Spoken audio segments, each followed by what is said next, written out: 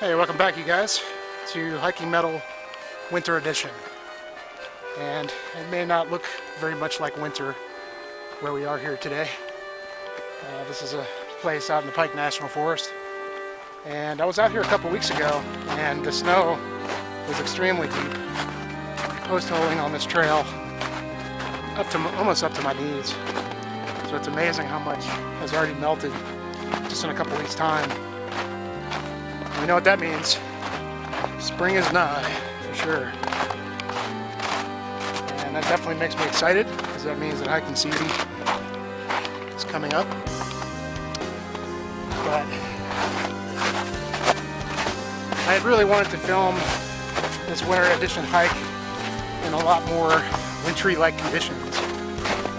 But the last couple months have been really busy, and just haven't had the time for it, so here we are today. Let's see. Snow is kind of deep in some of these sections, and I brought my snowshoes, although I don't think I'm going to need them.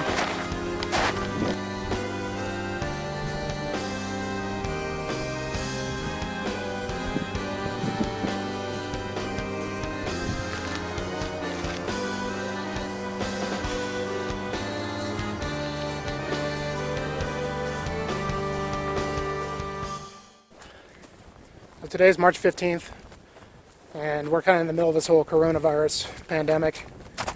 And things are just absolutely nuts out there. So glad I'm away from it today. Pretty sure I won't have any problems here. I work from home already. As long as I've got internet, I can do my job. So I've already been able to kind of lay low for this thing. So I'm hoping you guys are all doing the same. So yeah, it's really sad that this whole thing has affected music really bad, man. I'm worried about a lot of bands that are going to see huge financial loss from all their tours being canceled and not being able to play shows and sell merch.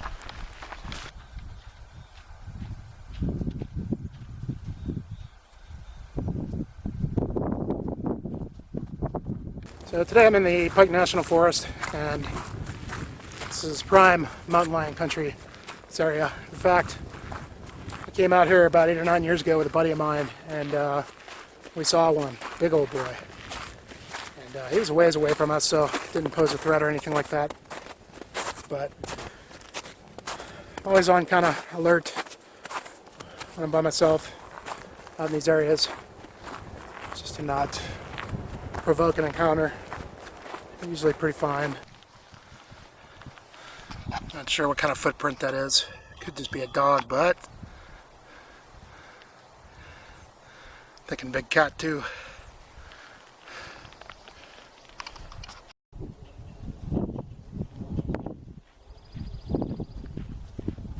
I wanted to talk about the band Windir, or Windir, from Sogndal, Norway. A band that I sort of missed out on back in the day. I mean, the last record they released was like 2003 or something like that. Released 4 records. And there's just one of those classic bands, like in the Norwegian, sort of scene, that I just missed out on. And I've been kind of going back to that stuff and really getting into. They were just such a unique sounding band. Every time I see the name Windir, I always think of Windows Directory, because I work in IT, so I see that a lot. Windows Directory is often referred to as Windir. But apparently in Norwegian it means warrior. And the main guy, Valfar, he recorded all the instruments for the first 2 records, and then eventually hired some other musicians to bring it to the stage. And the last 2 records they did had a full lineup. They're all great records. I've got them all on CD. The only one I don't have is the first one. But my favorite is definitely the second record, Arn Tour. It's just, I don't know, one of those albums that just really sticks out. And, unique sounding music. He really kind of had his own take on sort of the folk black metal, Viking folk black metal sound.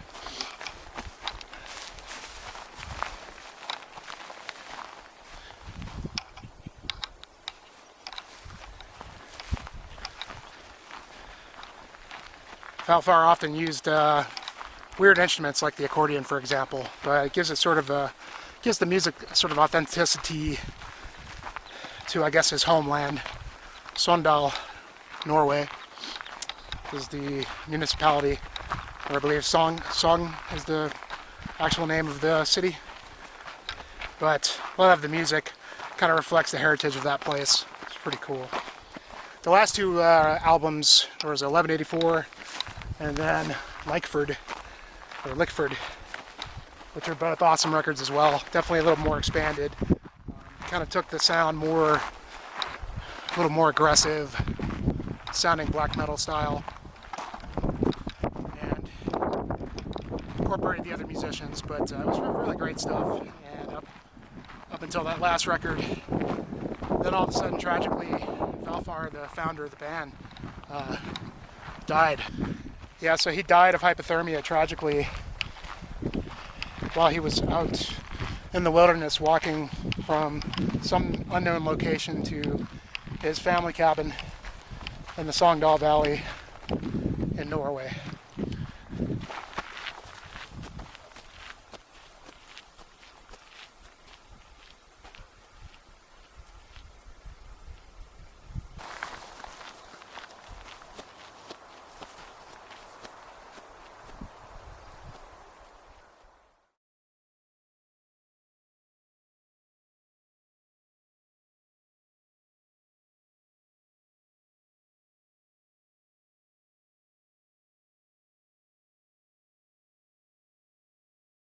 What I wanted to try to do for this video originally was find that area on a topographic map and sort of retrace where he might have been and where he might have gone wrong. But unfortunately, we don't really know where he started from. So it's really kind of impossible to even trace it out if we knew how many miles he had hiked to try to go out where this family cabin is. You would think that he would have known the area pretty well, and I just find it hard to believe that he got lost. But the only thing I could think is that it must have been, I mean, you figure he would have known what the weather was going to be as well that day. One thing I could think is he got caught in a whiteout and couldn't see where he was going. If you're ever in whiteout conditions, I mean, you can barely see a few feet in your face, and obviously must have been some kind of snowstorm and very cold. I just wonder at what point it says that he had tried to get out there and then realized he wasn't going to make it, and then he turned around. I just wonder exactly how far he had gone, and was he found just out in the open, or did he actually find shelter? Whatever it is. Some people have speculated that he did it on purpose and was kind of going out with some sort of warrior style death. But I'll tell you what, hypothermia is not a way that I would want to go, because it is long and drawn out, and from what I've read, it's extremely painful up until the end, until you just numb. Because at some point when you're so cold, you start to get delirious, and I've read reports that people think that they're burning up and they shut off all their clothes and make the condition even worse. But it definitely drives you to do stupid things, and I can't imagine it's a real pleasant way to go, for sure. Alright, so let's take a quick break from the hike and take a look at this on a computer. Now, I've spent a considerable amount of time researching this on the internet, but the circumstances in which Valfar came to meet his fate are publicly unknown, at least the real details. So if you go and search the internet, most of what is documented about that day pretty much reads the same. So to start with, let's piece together some facts about the Sogndal Valley. And here I have up in Google Earth, we're going to go ahead and zoom into Norway. And I've got a few places marked out on the map here. So as we see here on the right, we have the municipality of Sogndal, or the city. And then as we go across the road here to the left, this is the Sogndal Valley in this area right here. Now the elevations range from around 180 feet down here in Sogndal to nearly 3,000 feet up on the mountaintops here that you can see on the sides to the left and to the right. And we can kind of see that most of this is pretty much wilderness. Don't really see any cities or towns or anything like that. So about 3,000 feet of elevation up here. The temperatures in Sandal for the month of January generally sees highs in the 40s and lows in the 20s.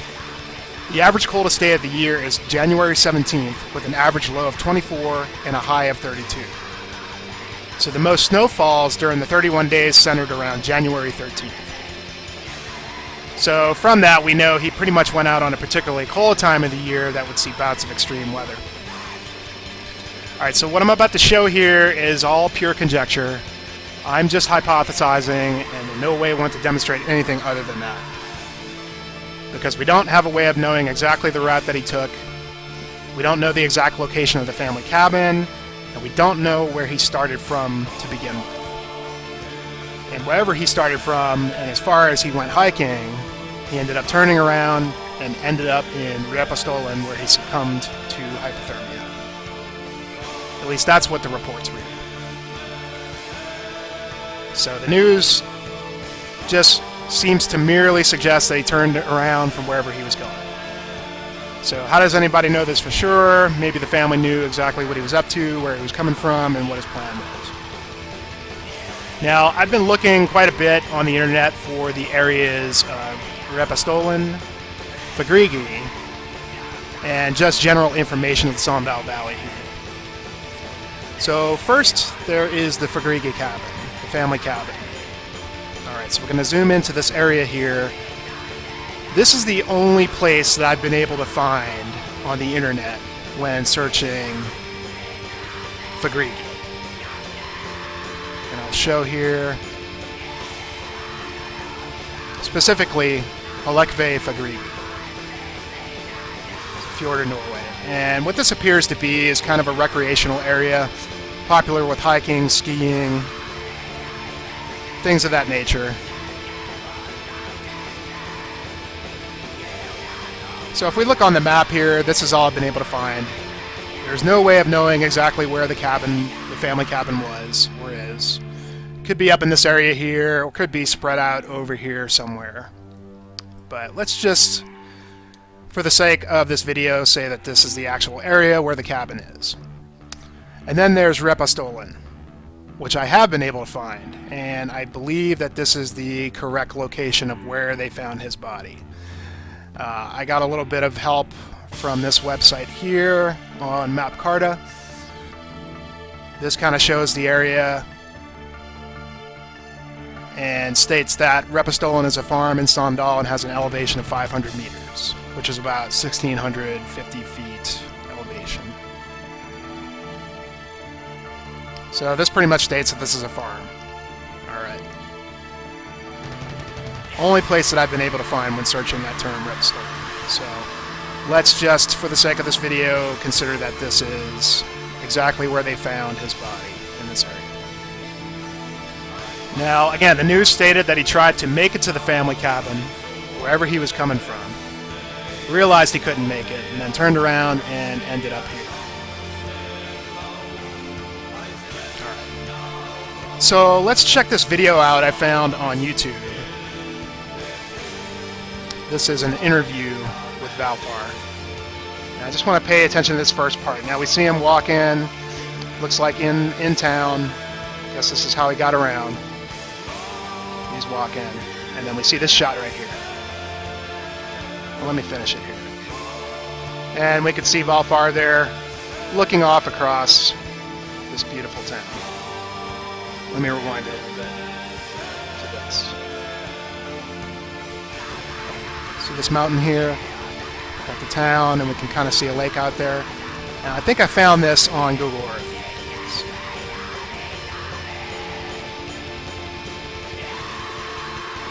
In the main part of town. So you can see right here the mountain, the slope, the lake. Looks pretty similar to what this is right here. Maybe I can get a little bit better. There we go.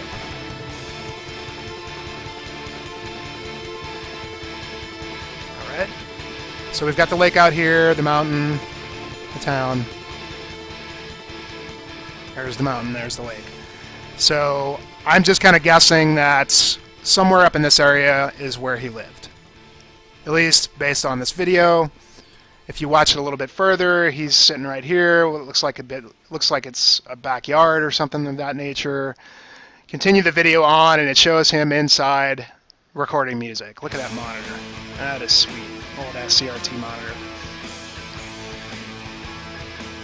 So looks like he kind of had like a home studio set up or something like that.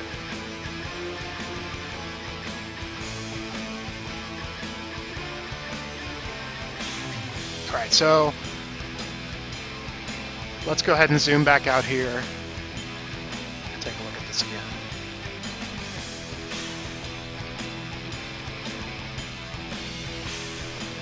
All right, so if he actually went out for a hike to get out to his family cabin, the question is, where did he start from?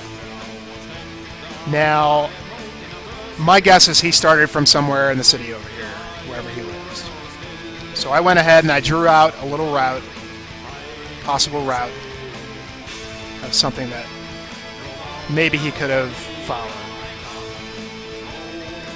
So let's take a look at the specs on this. Alright. So assuming that he was coming from home, we're looking at about 5 miles to hike just to the area of Repistole, and about roughly 1,500 feet of elevation gain. About 5 miles. Assuming he was coming from out here. And what I kind of did there is just assume that he came through the city, he stayed close to the road here, and then maybe he went and veered off into the valley to get a little bit more solitude in this area. And we can see that there's kind of some open areas and then some forest. I'm assuming there's hiking trails up in here. They're not marked on Google Earth, but let's just assume. Alright, and then we look at from Repistole to where the possible family cabin is. I've set another route. So from Repistole over to Kolekve Pagrigi is about another 2-mile hike. A little bit more elevation gain. Assuming this is the way he might have wanted to go.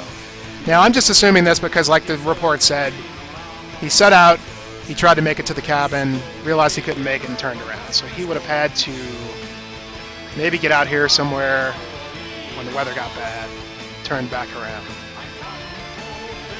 So if we look at this area here, it's definitely starting to get to the point to where it's a lot more isolated. There's not a whole lot. We can see some communities over here. Let's just assume he went out here and turned around. Or let's just assume he just didn't even make it that far. Maybe he just made it as far as Repistole. He didn't actually turn around. He just ended up in this area when the weather got bad.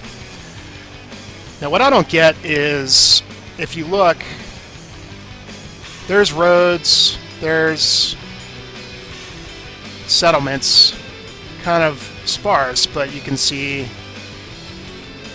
there are some farms around this area. So if he had gotten stuck out here, you would think that he would have been able to find help somehow.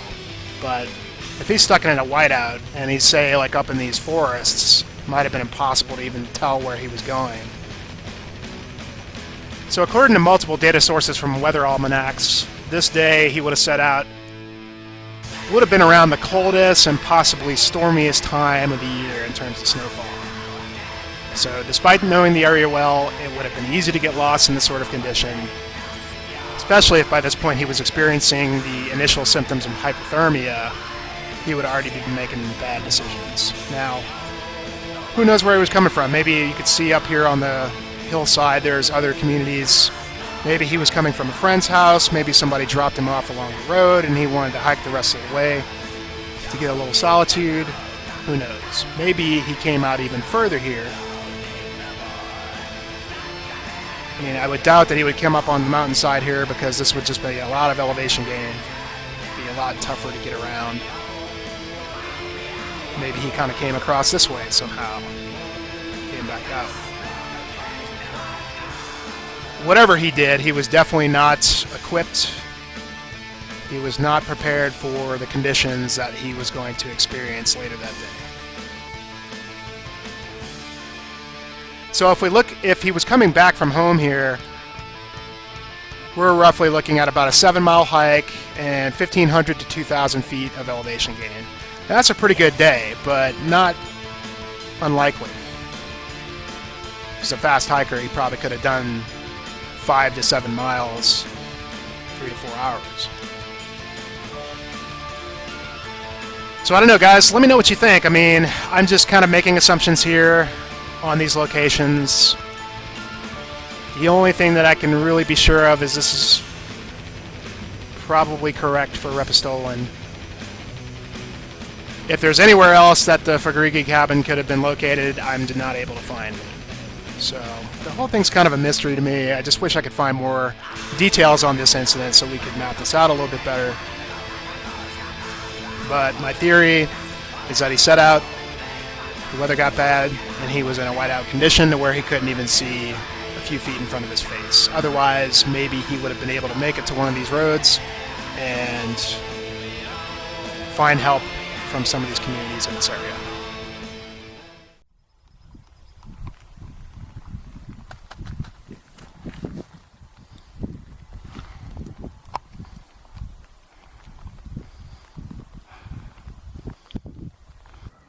So I think this is the spot where I saw that mountain lion about 8 years ago. I can't remember if this is the exact spot, but it was somewhere around here. We were sitting having our lunch and we saw it dart down the hill here really fast and go up through the trees there. I mean, it happened like in a second. It was so fast. But I definitely got a good look at it. You can see the tail and everything. It was a big one.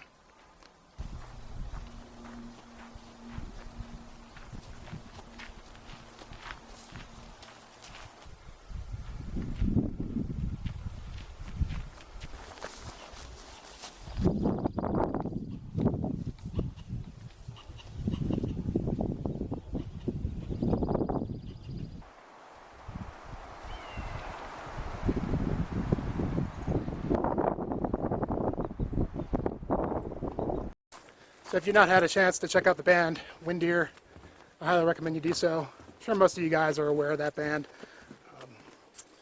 But if you like sort of a really unique take on Norwegian Viking folk black metal, you definitely dig it.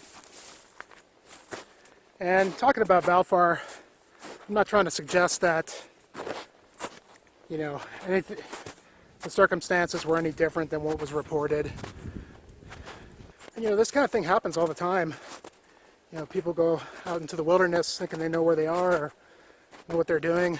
Even, you know, people that don't have any experience whatsoever, and then highly trained people. The whole spectrum, you know, it happens. So I always just try to make sure I know exactly where I'm at. I record my track on my GPS, study a map beforehand, and keep a really good close eye on the weather.